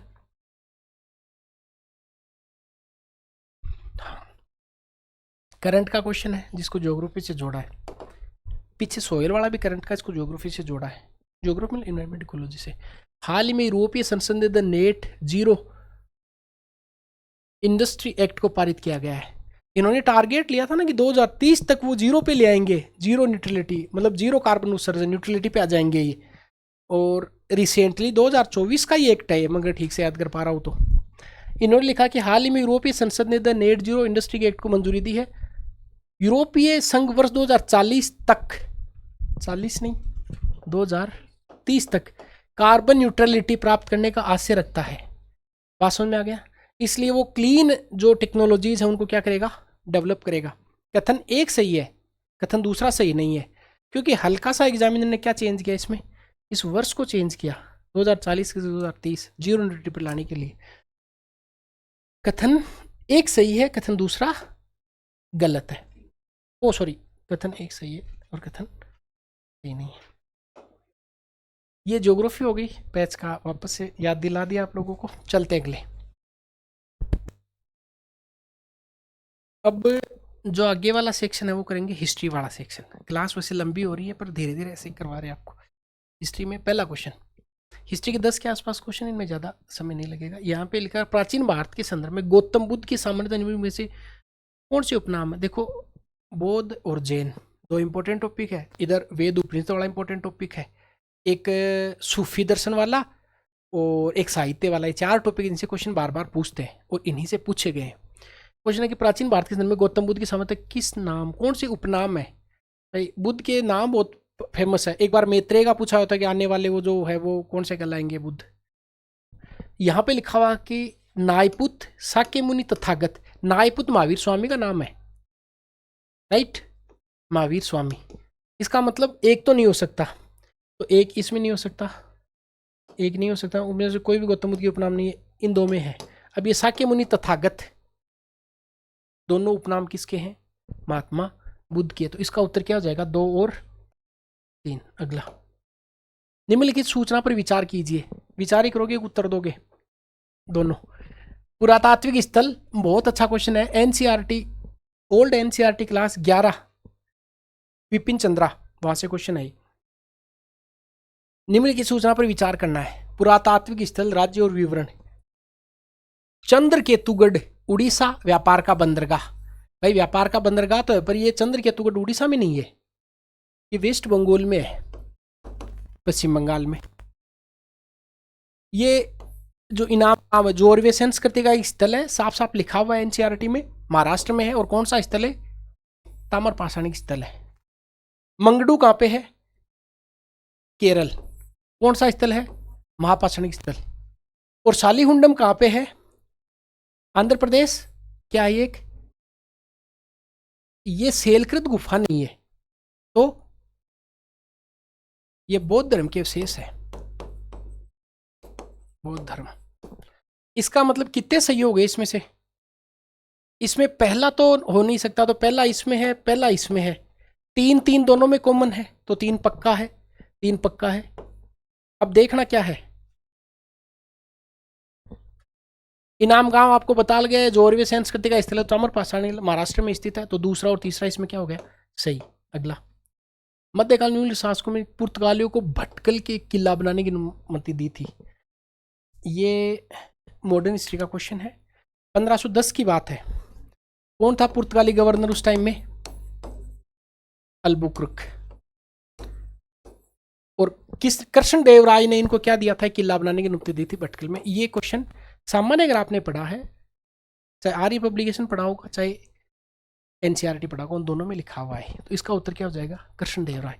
अगला बढ़ते हैं। कॉर्नवालिस द्वारा, ये मोस्ट इंपॉर्टेंट क्वेश्चन है, आरएस मेंस के लिए बहुत काम का है, आरएस प्रीलिम्स के लिए बहुत काम का है। कॉर्नवालिस द्वारा राजस्व संग्रहण के संदर्भ में निम्नलिखित कथनों पर विचार कीजिए। राजस्व संग्रहण के रेतवाड़ी बंदोबस्त के अधीन किसानों को फसल खराब होने या प्राकृतिक आपदाओं की स्थिति में राजस्व भुगतान से छूट दी गई थी। ठीक। अगला है कि बंगाल में स्थायी बंदोबस्त के अधीन यदि जमींदार नियत तिथि पर या उससे पहले राज्य को राजस्व का भुगतान करने में विफल रहता तो उससे उसकी जमींदारी से हटा दिया जाता था। आपको 3 यहां पे देखना है, स्थायी बंदोबस्त देखना है, रेतवाड़ी और महलवाड़ी, यहां से क्वेश्चन आता है। बात समझ में आ गया ना? ये राजस्व बंदोबस्त के अधीन किसानों को फसल खराब होने या प्राकृतिक आपदाओं में राजस्व भुगतान से छूट दी गई थी, यह कथन क्या है? रोंग है। यह कथन ठीक है। जो 10 साल के लिए परमानेंट सेटलमेंट लागू किया गया था, फिर इसको 1793 में इसको स्थायी कर दिया गया। इसमें एक सूर्यास्त का नियम आपने पढ़ा होगा, है ना, कि शाम पहले आज से आज शाम तक आपको क्या करना पड़ेगा, अगर मैं ठीक से याद कर पा रहा हूँ तो, कि आपको नियत तिथि पर उसको राजस्व जमा कराना पड़ेगा, अदरवाइज आपकी जिम्मेदारी उसको आपको रिमूव कर दिया जाएगा। इसमें कौन सा कथन सही है? केवल दूसरा। अगला अच्छा क्वेश्चन है, मोस्ट। एक आपको पता है कि बौद्ध जैन से आ गया क्वेश्चन, साहित्य से आ जाएगा क्वेश्चन, सूफी दर्शन, भक्ति दर्शन, इनसे क्वेश्चन आता है, वैदिक काल वाले से क्वेश्चन आता है। तो यहां पे कि ये देखिए, अब यहां पे कॉमन सेंस लगाते थोड़ा सा। उपनिषदों में कोई नीति कथा पेरेबल नहीं, यार नीति कथा पेरेबल नहीं है, पहली लाइन। और दूसरी है कि उपनिषदों की रचना पुराणों से भी पहले हुई थी। नीति कथा को आप क्या बोलते हैं? नीति कथा को बोलते हैं आप डायलॉग्स, बातचीत बोल दो। अब ये ऐसा कैसे संभव हो सकता है कि इसमें नहीं? आपने कठोपनिषद का नाम सुना होगा, छांगोदय का नाम सुना होगा, यम नचिकेता संवाद आपने नाम सुना है, जो कि कठोपनिषद में है, और वैधारण्य उपनिषद में कि गार्गी और याज्ञवल्क्य का संवाद है। तो फिर ये कह रहा है कि यहाँ तो कोई पैराबल, नीति कथा, संवाद, डायलॉग है ही नहीं, तो कथन क्या हो गया? गलत। और उपनिषदों की रचना पुराणों से पहले हुई, ये कथन सही है गलत है? यस, क्योंकि वेद और जो उपनिषद है इनको क्या कहा जाता है? ये वेदों के क्या लिखे गए? बाद में रखे गए, इसलिए इसे वेदांत कहा जाता है। और पुराणों की रचना बाद में हुई है, तो ये कथन क्या है? सही है। सेकंड कथन सही है, पहला कथन गलत है। इसका उत्तर क्या हो जाएगा? केवल। अगला अच्छा क्वेश्चन है, इंटरेस्टिंग क्वेश्चन है। देखिए, यूनेस्को की अमूर्त सांस्कृतिक विरासत सूची में कौन सा नवीनतम समावेश था, सबसे नया जोड़ा गया? देखो, कुंभ मेला, गरबा नृत्य, दुर्गा पूजा और छऊ, ये लेटेस्ट तो गरबा ही है। कुंभ का मेला कब जोड़ा गया? 2017। दुर्गा पूजा 2021 में, छऊ 10 में, और गरबा ये रिसेंटली 2023 में। ये गुजरात का गरबा है। तो इसका उत्तर क्या हो जाएगा? गरबा नृत्य। अगला, भारत सरकार 1935, ये तो पॉलिटिका मान ले या मॉडर्न हिस्ट्री का क्वेश्चन मान ले। भारत सरकार 1935 के निम्नलिखित कथनों पर विचार कीजिए। इसमें ब्रिटिश भारतीय प्रांतों और देशी रियासतों को मिलाकर एक अखिल भारतीय परिसंघ, जो कि कभी अस्तित्व में आया नहीं, पर बनाने का प्रावधान किया गया था। यस। रक्षा और विदेश संबंधी मामलों को परिसंघीय विधानमंडल के नियंत्रण के अधीन नहीं, नियंत्रण के बाहर रखा गया था। नियंत्रण में नहीं रखा इनको, नियंत्रण के बाहर रखा गया। और ये परिसंघ था जो बनाने का प्रावधान किया गया था, वो कभी बना नहीं, प्रावधान किया गया था। तो इसमें कथन कौन सा है? कथन 2 तो पक्का गलत है, और कथन पहला सही है। तो इसमें कथन 1 सही है। अगला, निम्न कौन सा नाट्यकार भास की रचना है? ये अच्छा क्वेश्चन है। परीक्षा में एक क्वेश्चन रचना से संबंधित आता है, चाहे वो आरएस की परीक्षा हो चाहे यूपीएससी की परीक्षा हो। यहाँ पे पूछ रहा है काव्य अलंकार किसकी रचना है। ये भामा की, जो हिंदी साहित्य के स्टूडेंट है वो भामा का नाम सुनते हैं, वैसे तो इतिहास वाले सुनते हैं पर हिंदी साहित्य में इनका नाम आता है। नाट्य शास्त्र किसका लिखा हुआ है, भरत मुनि का।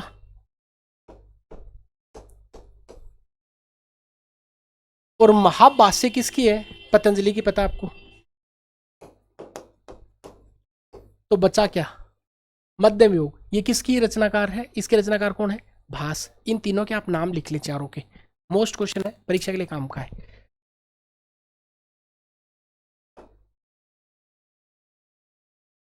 देखिए ये क्वेश्चन है, देखते हैं। ये भी एनसीईआरटी में लिखा हुआ है, ओल्ड एनसीईआरटी में। ये क्वेश्चन, इसके लिए कोई विशेष आपको नहीं, ये सामान्य पर्सन किसी भी, आप लक्ष्मीकांत पढ़े हैं या कोई और किताब पढ़ रहे हैं, उसमें लिखा हुआ साफ साफ। ये क्वेश्चन करंट से जोड़ के पूछा गया है, जो कि आपको कोई खास बड़ी किताब पढ़ने की जरूरत नहीं थी, अगर थोड़ा सा करंट अफेयर से आप अवेयर है तो। ये ओल्ड एनसीईआरटी में लिखा हुआ है। आगे बढ़ते हैं। भारतीय बौद्ध भिक्षु जिन्होंने 4वीं शताब्दी ईस्वी के अंत में चीन की यात्रा की, निम्न किस पर एक भाष्य के लेखक है। प्रज्ञामृता सूत्र, विस्तुतमग, सर्वास्तिवाद विनय या फिर ललित विस्तार। इन सब के आपको याद, मतलब दिमाग में रखना है इसका। प्रज्ञामृता सूत्र किसका लिखा हुआ, नागार्जुन का। ओल्ड एनसीईआरटी में ये भी लिखा हुआ है। विशुद्धमग किसकी रचना है, बुद्ध घोष की। ललित विस्तार, ये ग्रुप्स ऑफ राइटर्स के कई सारे के नाम है। और सर्वास्तिवाद विनय किसका लिखा हुआ है, संघभूति का। तो इसका उत्तर क्या हो जाएगा, सी 3। ये वापस यूनेस्को से क्वेश्चन आ गया, पहले यूनेस्को से क्वेश्चन था, दोबारा आ गया। यूनेस्को द्वारा जारी विश्व धरोहर सूची में शामिल की गई निम्नलिखित संपत्तियों पर विचार कीजिए। शांति निकेतन, रानी की बाव, होयसल के पवित्र मंदिर और बोध गया स्थित महाबोधि मंदिर। 2023 में किस किस को शामिल किया गया है। रानी की बाव को कब शामिल किया गया था, ये 14 में। शांति निकेतन को 2023। होयसल के जो कर्नाटक के जो पवित्र मंदिर समूह, इनको 2023। और बोध गया स्थित महाबोधि परिसंघ सबसे पहले यही है, 2002। अब 2023 में किस किस को शामिल किया गया, शांति निकेतन को और होयसल के पवित्र मंदिर समूह को। 1 और 3, 1 और 3 का मतलब केवल दो चीजों को कब शामिल किया गया, 2023 में। अब लेते हैं अगला सेक्शन।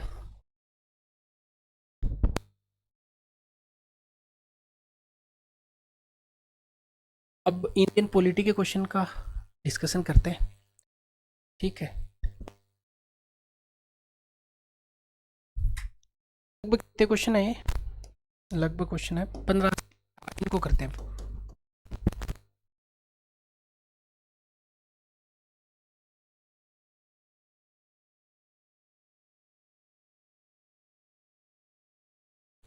पहला क्वेश्चन है, डॉक्टर राजेंद्र प्रसाद के कार्यभार संभालने से पहले संविधान सभा की अस्थायी समाप्ति।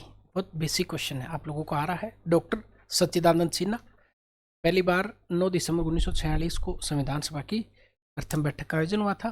फ्रांस की परंपरा के आधार पर सबसे वयोवृद्ध सच्चिदानंद सिन्हा जी को अस्थायी अध्यक्ष बनाया। फिर कौन बन गए, डॉक्टर राजेंद्र प्रसाद है, ठीक है। तो इसका उत्तर सच्चिदानंद सिन्हा। अगला,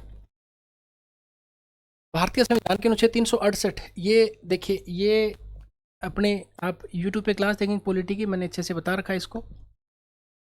भारतीय संविधान के अनुच्छेद 368 के अनुसार संसद निम्नलिखित किन के द्वारा संविधान के किसी उपबंध में संशोधन कर सकती है। ये 3 टर्मिनोलॉजी डायरेक्ट आर्टिकल से, जो आरपीएससी काम करती है वैसा यूपीएससी ने किया है। 368 में प्रक्रिया, संविधान संशोधन की प्रक्रिया और संविधान संशोधन की शक्ति दोनों लिखी हुई है। शक्ति किसके पास में है, पार्लियामेंट के। कौन सी शक्ति, ये कॉन्स्टिट्यूशन पावर, कॉन्स्टिट्यूशन असेंबली के पास जो सांविधिक शक्ति थी वो शक्ति है। और प्रक्रिया क्या लिखी गई है, प्रक्रिया बताई गई है जो 2 मेथड का प्रयोग करते हैं। पर शुरुआती लाइन जब देखेंगे तो कहा गया है कि संसद क्या कर सकती है, परिवर्तन द्वारा और निरसन द्वारा आर्टिकल में चेंजेस कर सकती है, कुछ ऐड कर सकती है, उनको रिपील कर सकती है, उनमें मॉडिफाई कर सकती है, चेंज कर सकती है। तीनों ही सही है। 368 को मैंने डिटेल के साथ में पढ़ा रखा है। पॉलिटी के जो सारे के सारे क्वेश्चन हैं, आप अगर यूट्यूब पे क्लास देखेंगे, मेरा नाम लिख के महेश भास्कर पॉलिटी, सारी डिटेल करवा, 2 क्वेश्चन पढ़ाए में से नहीं है, बाकी सारे हैं। अगला, तो इसका उत्तर क्या हो जाएगा, 1, 2 और 3। अगला सवाल, संविधान में धन विधेयक के संबंध में बहुत बार इसको डिस्कशन हुआ अपना। अनुच्छेद 109 में धन विधेयक के संबंध में प्रक्रिया है और इसकी परिभाषा कहाँ पे लिखी गई है, 110 में। धन विधेयक राज्यसभा में पूरे स्थापित इंट्रोड्यूस नहीं किया जा सकता क्योंकि लोकसभा का विशेषाधिकार है। राज्यसभा या तो अनुमोदन दे सकती है, परिवर्तन के लिए सुझाव दे सकती है, किंतु इसे अस्वीकार नहीं कर सकती। राइट, सुझाव दे सकती है, मान्य या नहीं मान्य ये लोकसभा पर निर्भर करता है। राज्यसभा द्वारा धन विधेयक में सुझाए गए संशोधनों को लोकसभा द्वारा स्वीकार करना होगा, ये गलत बात है। चौथा सही नहीं है, तो क्या हो जाएगा इसमें सही, 1, 2, 3। बेसिक सवाल है, मैंने डिटेल के साथ में इसको करा रखा है। अगला, ये बहुत अच्छा क्वेश्चन है। कौन सा, जिसमें ये लिस्ट दी गई है। अब इसमें 2-1 नाम तो आपने सुने होंगे। पहला नाम आपने सुना होगा ग्रुप कैप्टन का, सचिन तेंदुलकर को ग्रुप कैप्टन की मानद उपाधि दी गई थी। कल परसों अपने चैनल पे विंग कमांडर जो कि एसडीएम बने हैं उनका इंटरव्यू हुआ, तो विंग कमांडर का नाम सुना होगा।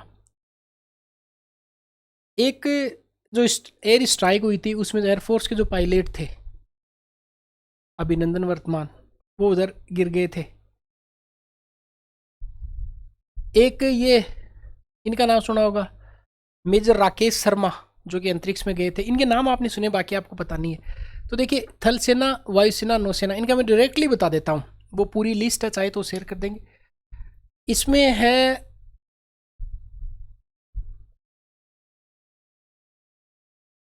थल सेना का जो मेजर होता है उनके इक्विवेलेंट वायुसेना में स्क्वाड्रन लीडर होता है, तभी लिखते हैं स्क्वाड्रन लीडर राकेश शर्मा, और केस के लिखा होता है मेजर राकेश शर्मा। और इनके बराबर लेफ्टिनेंट कमांडर होता है। देखिए, कमांडर, ये कमांडर नहीं है, कोमोडोर होगा, एक कोमोडोर, तो ये गलत हो गया स्टेटमेंट। ये वाइस एडमिरल नहीं होता है, ये रियर एडमिरल होता है। और लेफ्टिनेंट कर्नल, ग्रुप कैप्टन, ये कैप्टन नहीं होता है। लेफ्टिनेंट कर्नल, ये ग्रुप कैप्टन नहीं होगा, ये गलत हो गया। तो इसमें कथन एक से, ये मेजर को वायुसेना में स्क्वाड्रन लीडर बोलते हैं, नौसेना में लेफ्टिनेंट कमांडर। ये कोई टाइम तो मैंने इसको ठीक से रटे थे, जब मैंने एयरफोर्स का इंटरव्यू दिया उस टाइम में ये पूछ लिए जाते हैं। और जनरली बोलते हैं कि ऐसे क्वेश्चन तो सीडीएस में आते हैं, पर यूपीएससी ने चौंका है ऐसा क्वेश्चन देखे। तो इसका सवाल क्या सही हो जाएगा,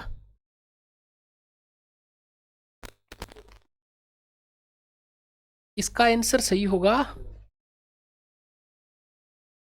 3, एक ही सही है। देखिए, इसमें कमांडर ने कोमोडोर होगा इसलिए पहला गलत हो गया।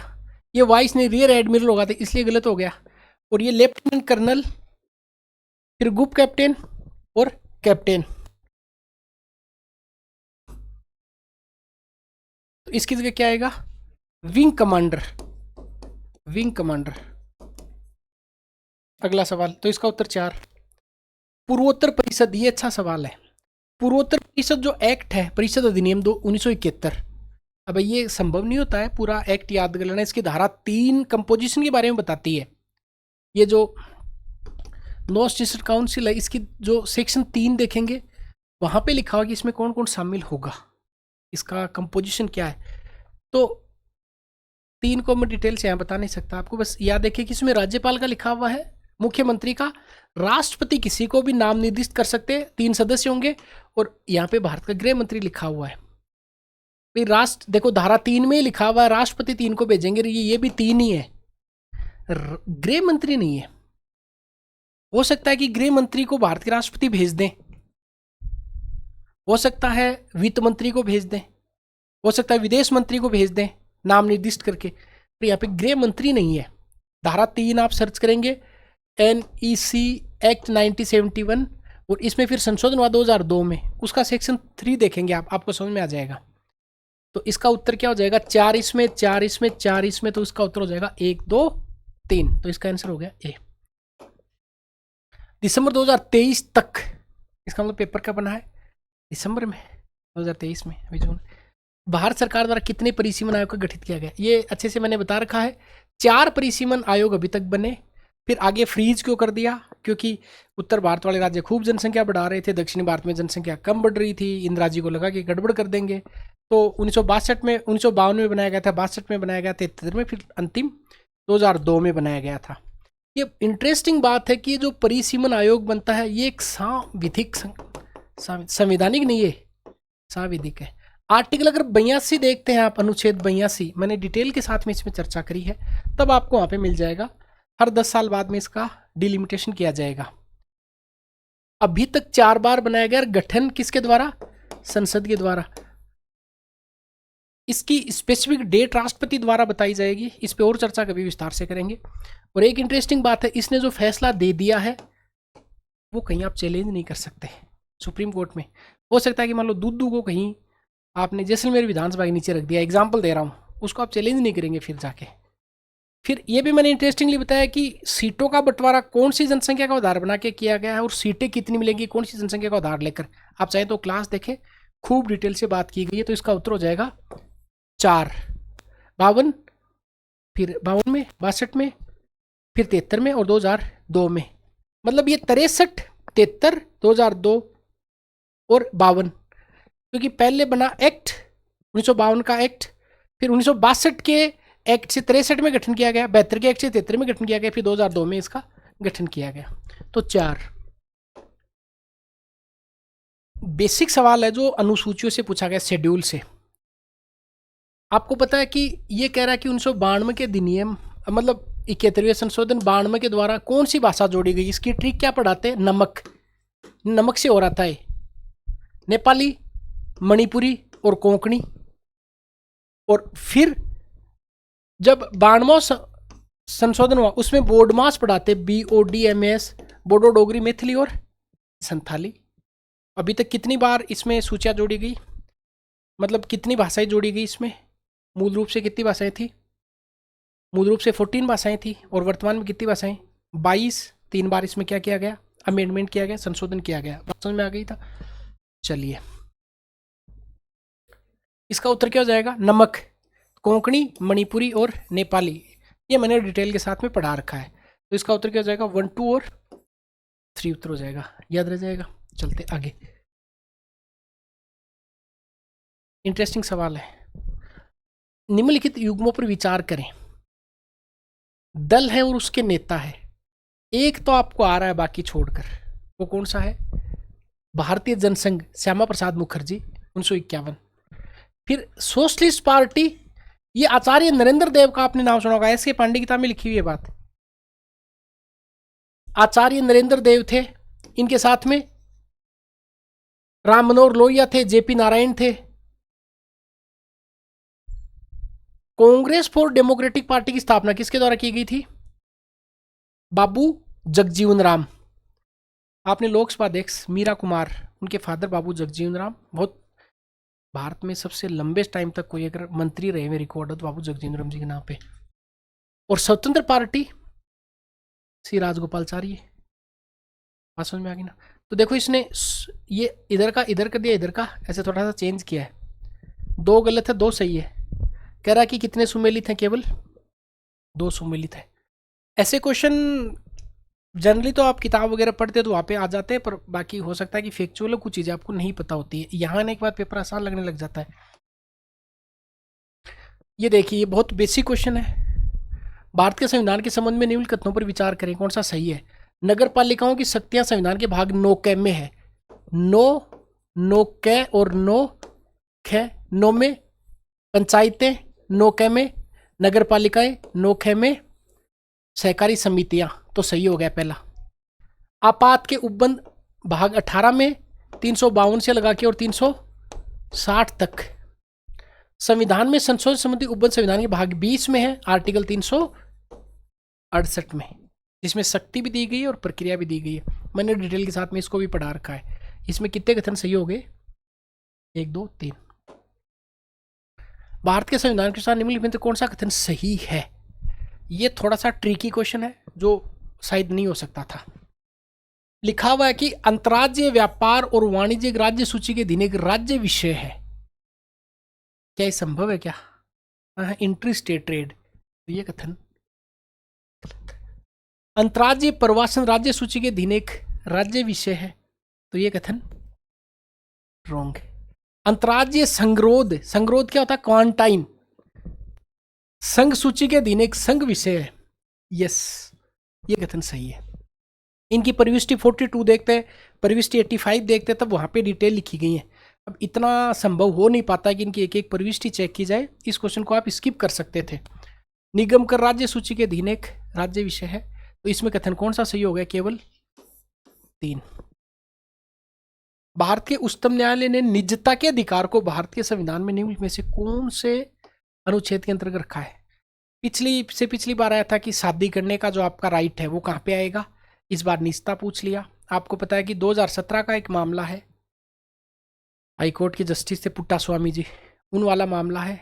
और जीविका का अधिकार है, विवाह का अधिकार है, विदेश में घूमने का अधिकार है, अच्छी स्वास्थ्य का अधिकार है, पर्यावरण का अधिकार है और निजता का अधिकार है।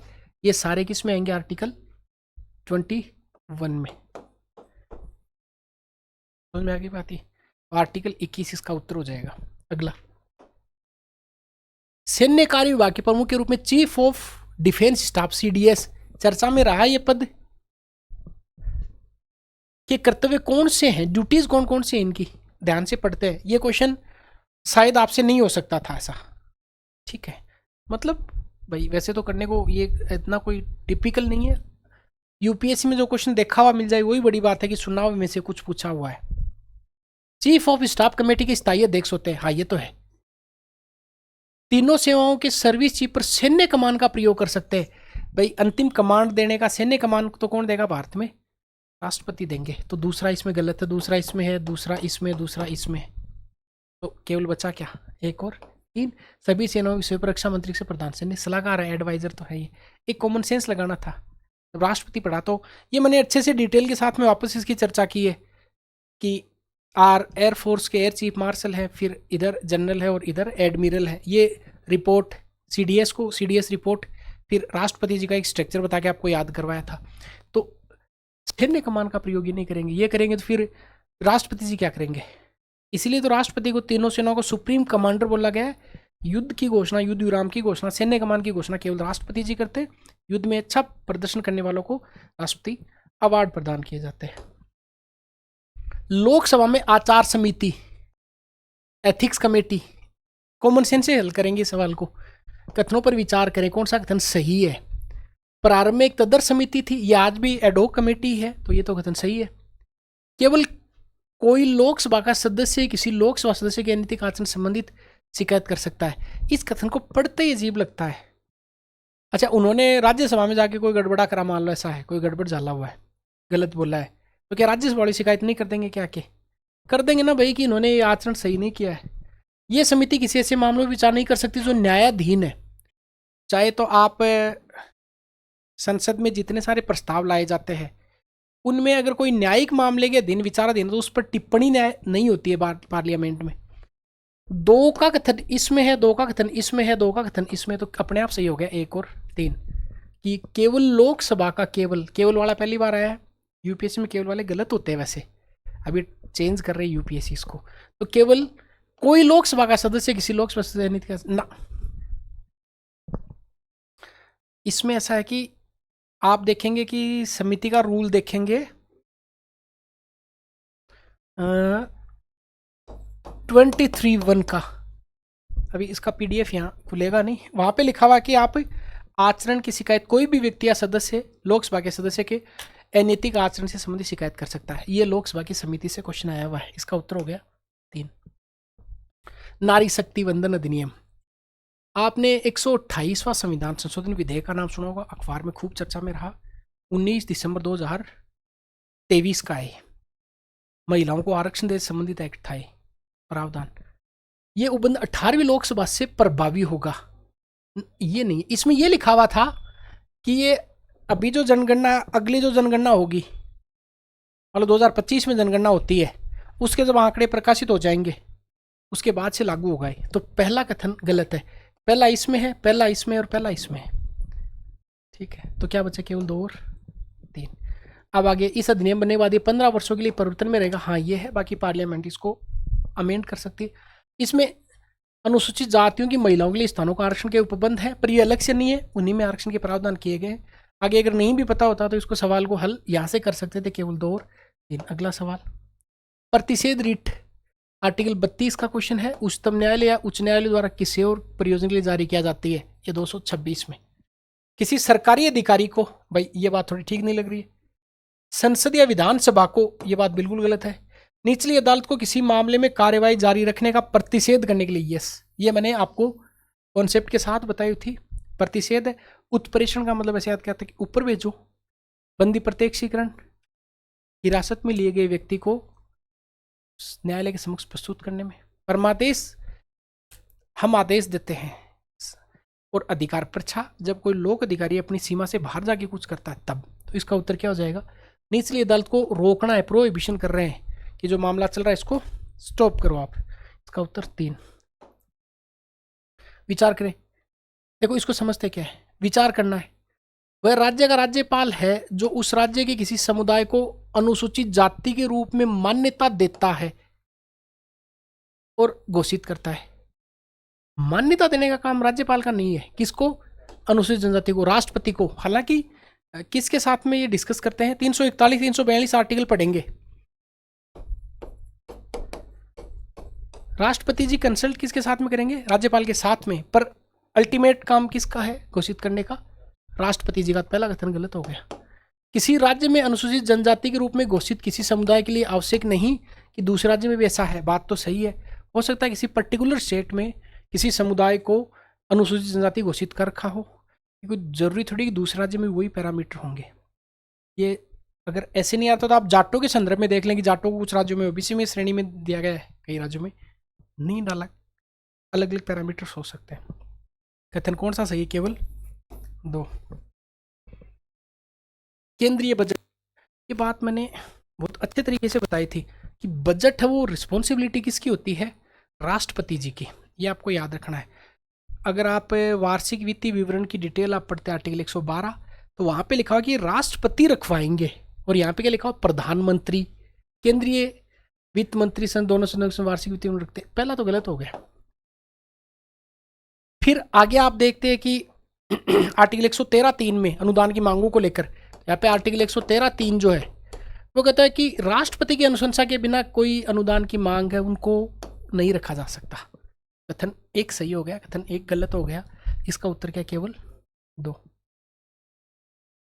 लोकसभा के अध्यक्ष, इंटरेस्टिंग सवाल है। निम्नलिखित तथ्यों पर विचार करें।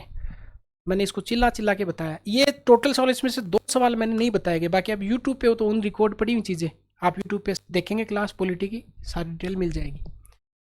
वो पीठासीन नहीं होगा, हटाने का जब कोई प्रस्ताव आता है तो वो पीठासीन नहीं होगा। अनुच्छेद 96 की बात है। उसे बोलने का अधिकार नहीं होगा। अरे बोलने का अधिकार सामान्य आदमी को ही है, तो उसको बोलने का अधिकार कैसे नहीं होगा। वो बोल भी सकता है, मत भी दे सकता है, निर्णायक मत नहीं देगा। इस सीट पे है, इस सीट पे है, वो निर्णायक मत देता है, इस पे नहीं है तो सामान्य मत देता है। वह संकल्प पर प्रथमतः मत देने का हकदार नहीं होगा। हाँ, प्रथमतः तो दे ही देगा, निर्णायक मत नहीं देगा। ये दोनों तो एक दूसरे के विरोधी हैं। पीठासीन नहीं होगा, बात ठीक है, बोलने का ये गलत है, ये गलत है, तो केवल 1। भारतीय संसद के समन्वय कथनों पर विचार कीजिए। आप वापस ये क्लास मैंने ठीक से बताएगी, इसको ठीक बताएगा। लोकसभा का हाथ लगा तो खत्म हो जाएगा वो। लोकसभा में लंबित कोई विधेयक उसके विघटन हो जाने पर व्यक्तिगत हो जाता है। बात सही है भाई। लोकसभा में पेंडिंग है, लोकसभा में इमर्ज हुआ, विघटन हुआ, खत्म हो गया। लोकसभा द्वारा पारित और राज्यसभा में लंबित कोई विधेयक को लोकसभा के विघटन हो जाने पर व्यक्तिगत हो जाता है। बात बिल्कुल सही है। हाँ, राज्यसभा में इमर्ज हुआ, राज्यसभा ने भेजा तो वो व्यक्तिगत नहीं होगा। कोई विधेयक जिसके संबंध में भारतीय राष्ट्रपति ने सदनों की संयुक्त बैठक आहूत करने के अपनी आंशिक सूचना दे दी हो, लोकसभा का विघटन हो जाने पर व्यक्तिगत हो जाता है। जब राष्ट्रपति ने नोटिफाई कर दिया जाता है तब अगर वो विघटन भी हो जाएगा तब भी नहीं होगा। और इवन यहाँ तक तो संयुक्त बैठक भी बुलाई जाती है अगर वो विघटन हो गया तब भी। 108 में। अच्छा क्वेश्चन है, लक्ष्मीकांत में साफ साफ लिखा हुआ है। सही है, दूसरा सही है, व्यक्तिगत हो जाता। नो, 102। भारत के संसद के संविधान कथनों पर विचार करें। भारत के राष्ट्रपति द्वारा किसी सदन के सत्रावसान के लिए मंत्रिपरिषद के परामर्श की आवश्यकता नहीं है। एक बात तो सही है। सदन का सत्रावसान सामान्यतया सदन के अनिश्चित काल के लिए स्थगित हो जाने के पश्चात किया जाता है, किंतु भारत के राष्ट्रपति द्वारा सदन का सत्रावसान करने पर कोई वर्जन नहीं है जो 70 में है। 2, लोकसभा का विघटन भारत के राष्ट्रपति द्वारा असाधारण परिस्थिति को छोड़कर मंत्रिपरिषद की परामर्श से किया जाता है। बात तो सही है। यहां पे देखो 2 बातें हैं, सत्रावसान करना और विघटन करना। इधर देखिए दोनों, राष्ट्रपति की सत्रावसान के लिए मंत्रिपरिषद परामर्श की आवश्यकता नहीं होगी। भाई बिना मंत्रिपरिषद के परामर्श के तो सत्रावसान नहीं किया जा सकता। यहां पे देखो विघटन और सत्रावसान दोनों को मैंने बहुत क्लियरिफाई किया है। सदन का सत्रावसान अनिश्चित काल के लिए स्थगित होने के पश्चात किया जाता है, किंतु भारत के राष्ट्रपति द्वारा कोई वर्जन नहीं यहां जो कर सकते हैं। लोकसभा का विघटन भारत के राष्ट्रपति द्वारा असाधारण, देखो असाधारण परिस्थिति को छोड़कर मंत्रिपरिषद के परामर्श से किया जाता है। बात ये भी सही है। तो कथन 2 और 3 सही है। पहला सही नहीं है क्योंकि मंत्रिपरिषद है तो उसे परामर्श जरूरी है। तो कथन 2 और 3 ये हो गया। अब अपने क्वेश्चन बचे हुए हैं इकोनॉमिक्स के और साइंस, वो क्वेश्चन और करंट के कुछ, वो क्वेश्चन अपन अगली क्लास में ले लेंगे। बहुत लंबी क्लास हो गई और मिलते हैं अपन नेक्स्ट क्लास में।